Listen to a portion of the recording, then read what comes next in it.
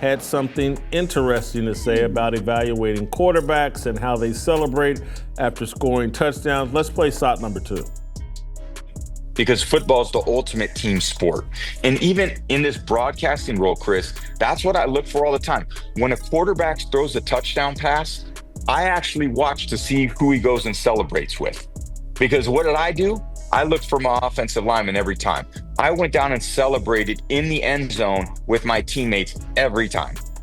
I wanted everyone to feel like they were part of the success. I told the linemen, we're all running to the end zone and we're celebrating as a team. Because I think that's way more intimidating than a quarterback doing his 6-shooter guns and pointing up in the crowd and doing all that other bullshit that's very self-promotional, but it's not about winning. And I think winning in football is about a team always. Like Shedeur Sanders' fall, was it more play on the field? Is it too much hype coming into the building? And I love the conspiracy theories out there, which we talk about so many times, is if you get Shedeur Sanders as your quarterback and it doesn't work out in your first year, the general manager and the coach are going to get fired because Deion's going to convince that organization he needs to be there with his kid and take control. Like, why the fall out of the first round for a quarterback of all players? Because the intent, forget about all the hype and everything else along those lines. Yeah. The intangibles that we all know make a great quarterback, or at least a franchise quarterback, which is what you need to be in the first round, right? It's to me, it's a direct shot, and it blows up. And this is where I give Deion and his marketers and all this. They had this picture paint. Oh, Tom Brady is Shedeur's mentor. And I called Tom, and he and Shedeur talked on the phone, and Shedeur leaned into all of that.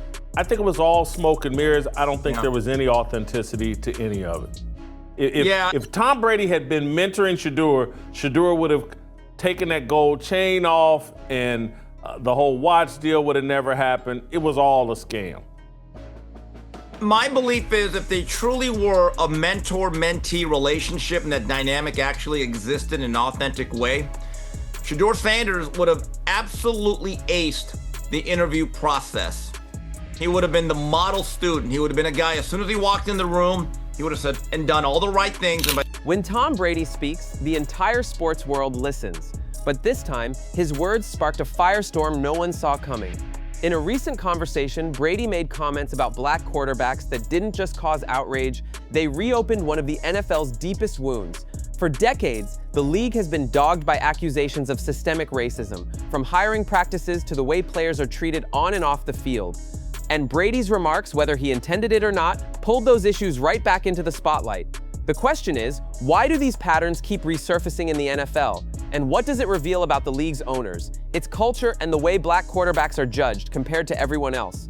Today, we're breaking down the controversy, the fallout, and the hidden truths about how race continues to shape the NFL in ways most fans never see. It all started with what seemed like a simple take from Brady. He suggested that quarterbacks shouldn't focus on flashy individual celebrations after a touchdown.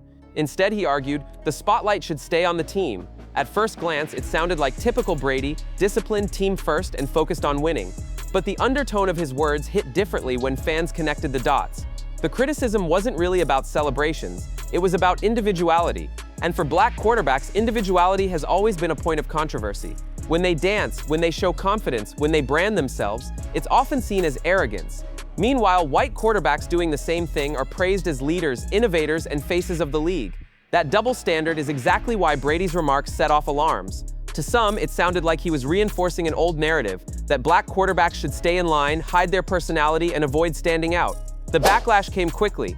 Players, analysts, and fans began pointing out how these subtle comments reveal the unspoken rules still placed on black athletes in the NFL. And the bigger question started to surface.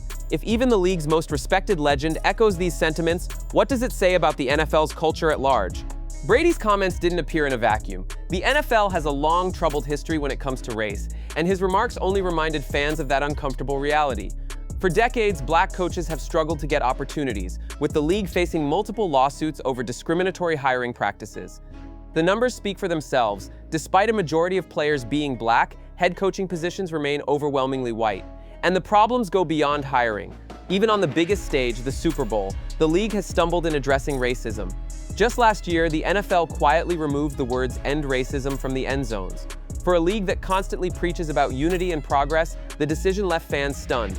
Reports claim that political pressure from the Trump administration played a role, but many pointed the finger directly at NFL owners who didn't want the message front and center during their most profitable event. Comedian Bill Maher even defended the decision, arguing that political statements had no place on the field. But his comments were quickly challenged by black players who knew the truth. Racism isn't just a political slogan, it's something they face in the locker rooms, on the field, and in their careers. The NFL's pattern has become clear. Publicly, it leans into catchy slogans and high-profile campaigns, but behind the scenes, when real change is needed, the league often pulls back, sending a very different message to the players who live this reality every day. While the NFL tries to project unity on the outside, the truth inside locker rooms tells a very different story.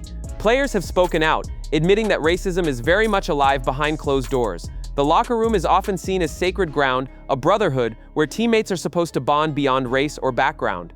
But according to many players, that image doesn't always match reality. One player described it bluntly: yes, racism exists in locker rooms. Conversations, jokes, and subtle behaviors remind black athletes that even in what should be their safe space, bias can creep in. The problem is, most players stay quiet. Speaking up risks painting themselves as troublemakers, a label that can follow them for the rest of their careers. This silence creates an impossible dilemma: stay quiet and endure it, or speak out and risk losing everything you worked for. And when the media often twists those stories against the players, the pressure to remain silent grows even stronger. It's here, in the very heart of the game, that many black athletes feel the weight of systemic racism the most. And yet, despite all this, young athletes still dream of making it to the NFL, because for many, it's the ultimate goal, no matter the obstacles. For Cam Ward, the dream of playing in the NFL was never about whether racism existed, it was about beating the odds to make it to the top. As the first overall draft pick, Ward knew better than anyone that every young boy growing up with a football in his hands dreams of hearing his name called on draft day. But he also knew the reality. Even reaching that dream doesn't erase the barriers black players face once they get there.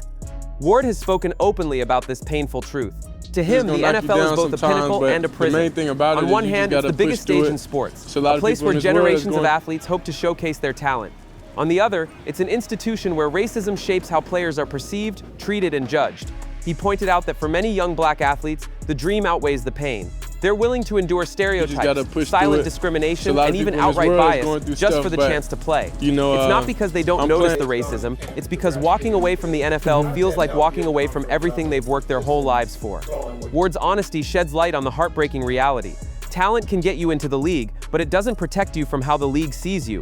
And no one proves this better than Shedeur Sanders. Few players embody this struggle more than Shedeur Sanders. Coming out of college, he wasn't just another prospect. He was projected as a top draft pick, with some analysts even suggesting he could go first or second overall. He had the arm, the accuracy, the leadership, and the swagger that made him stand out.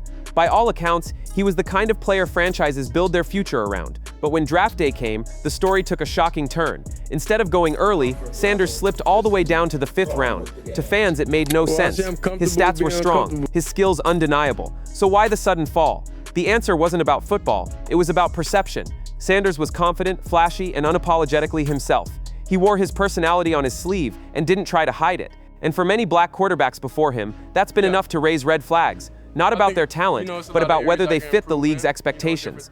From that point forward, Sanders found himself fighting battles that had nothing to do with his ability. Media narratives painted him as too cocky or not a leader, while his actual performance was pushed to the background. His individuality, the same quality celebrated in other players, was used against him. Even Cam Ward, who knew the sting of being misrepresented, spoke out about Sanders. He recognized the pattern instantly, saying the league was pushing a negative narrative about Sanders, just like it once did to him. For Ward, it was proof that the NFL hadn't changed as much as it claimed to. Sanders' story isn't just about one quarterback. It's about how the league still treats black players who don't conform to an unspoken mold. And when even legends like Brady echo those old standards, it shows how deep the problem really runs. What happened to Shedeur Sanders is part of a much bigger problem. The way the NFL and its media partners control the narrative around black quarterbacks. When a white quarterback shows confidence or personality, it's branded as leadership, charisma, or marketability. But when black quarterbacks do the same, it's often twisted into arrogance, selfishness, or a lack of discipline. This double standard has followed generations of players. Analysts pick apart their body language, question their ability to lead, or downplay their accomplishments. And the stories that circulate in the press often have little to do with actual performance. Instead, they focus on style, attitude, and whether the player fits the league's image. That's exactly what Cam Ward warned about when he defended Sanders. He said, in essence, I've seen this movie before. The same tactics that once painted him unfairly are now being used against Sanders. Ward knew firsthand how the media spins narratives to keep certain players in check, especially when they refuse to conform to outdated expectations. Sanders wasn't failing on the field. He was being rebranded off it. His confidence, his flash, even his willingness to stand out became weapons used against him. And with the media amplifying that distorted image, the NFL's silence spoke volumes. This isn't just about protecting a brand, it's about who gets to control the story. And in the NFL, that story almost always benefits the owners and executives, while players like Sanders are left fighting uphill battles just to be seen for who they really are.